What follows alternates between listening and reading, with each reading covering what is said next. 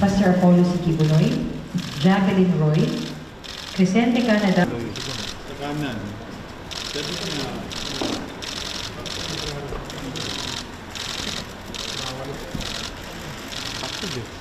Pakilabas na ng jeep, please. Thank you. Thank you very much.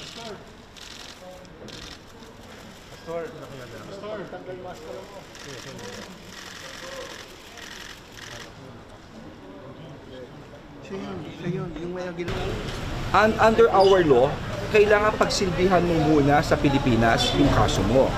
Kung may kaso ka rito, this is our sovereignty, this is our law, is a Filipino citizen.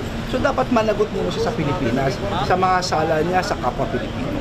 And then after that, you go by the laws of extradition. Segment government.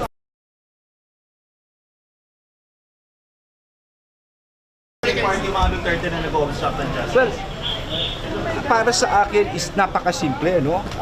Dapat tignan po natin yung mga taong involved po dito on this ground, kung ano man hawak ng pulis tungkol dito, no? Pero dapat ba silang isama sa indalag? Well, no, it's up for the police to determine.